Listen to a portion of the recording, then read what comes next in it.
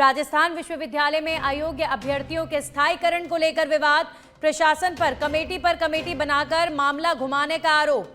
2018 में चयनित कुछ शिक्षकों के स्थायीकरण को लेकर फिर नई कमेटी गठित। 2018 में मतलब कमेटी बनी और उसके बाद एक बार फिर से कमेटी। 2018 से अब तक 3 कमेटियां बन चुकी हैं और अभ्यर्थियों को अयोग्य भी ठहरा चुकी हैं। केसी वर्मा कमेटी ने सबसे पहले भर्ती की जांच की, बाद में प्रोफेसर राजेश सिंह, प्रोफेसर दिलीप सिंह और प्रोफेसर हर्ष द्विवेदी की कमेटी बनी। फिर तीसरी कमेटी में प्रोफेसर गौतम और प्रोफेसर जयंत सिंह शामिल रहे। इन सभी कमेटियों ने कई अभ्यर्थियों के दस्तावेज और गुड एकेडमिक रिकॉर्ड अपूर्ण बताए हैं। वहीं प्रोफेसर राजेश सिंह ने योग्य अभ्यर्थियों के स्थायीकरण की अनुमति दी है।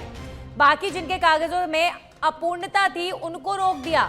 इसके बावजूद अब प्रोफेसर जीपी सिंह समेत नई कमेटी का गठन हुआ है। अब लगे अयोग्य अभ्यर्थियों को स्थायी करने की कोशिश के आरोप। कुलपति और उच्च पदस्थ अधिकारियों की मंशा पर सवाल उठ रहे हैं। पूर्व रिपोर्ट के बाद नई कमेटी की जरूरत पर गंभीर प्रश्न उठ रहे हैं। क्या इस पूरे मामले पर लोक भवन को नहीं लेना चाहिए संज्ञान?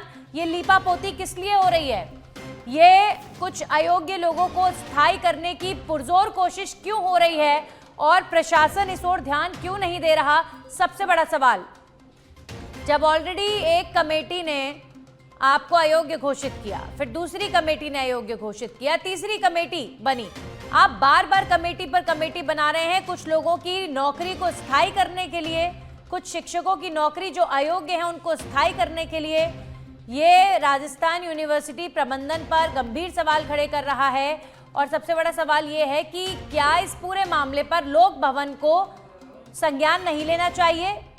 ये मौन स्वीकृति किस बात के लिए है?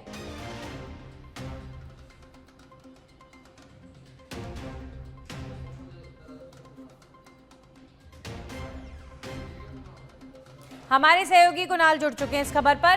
कुणाल, एक के बाद एक कमेटियां बन रही हैं और सवाल ये खड़ा हो रहा है कि प्रशासन मौन क्यों है? देखिए, आपको बता दें कि 2018 भर्ती में कुछ अभ्यर्थी जिनका गुड एकेडमिक रिकॉर्ड नहीं था, उनकी जांच को लेकर पहले संभागीय कमेटी बनी थी, फिर बाद 2 कमेटियां और बनी।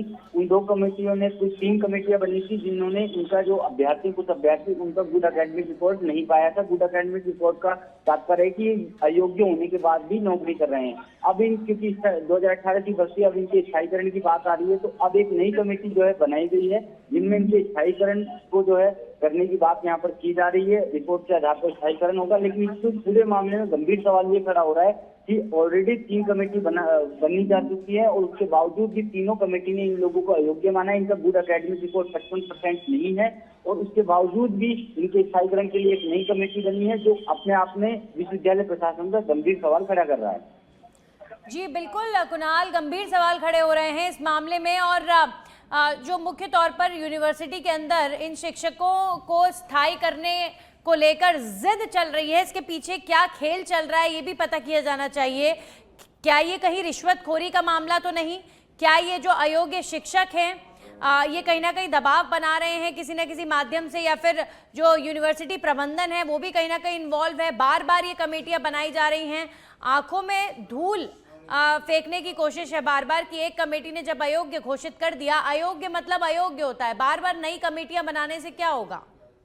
देखिए, कहीं ना कहीं पूरे मामले पर जो है इन लोगों को स्थायीकरण करने का पूरा प्रयास यहाँ पर किया जा रहा है और दबाव की बात है निश्चित रूप से, क्योंकि 3 कमेटी ने इन लोगों को जो है अयोग्य माना, इनका गुड एकेडमिक रिकॉर्ड नहीं माना। यही कारण है कि उन कमेटियों के द्वारा अनुशंसा नहीं की गई कि इनको स्थायीकरण जो है इनका स्थायीकरण किया जाए। उसके बाद अब जो सिंडिकेट की मीटिंग हुई हाल ही में, उसमें एक नई कमेटी बनाकर इनको जो है स्थायीकरण की जो है स्थायीकरण करने का प्रयास यहाँ पर किया जा रहा है, जो कई गंभीर सवाल जो है यूनिवर्सिटी प्रशासन और कुलपति के ऊपर खड़े कर रहा है। शुक्रिया कुणाल आपका तमाम जानकारियों के लिए।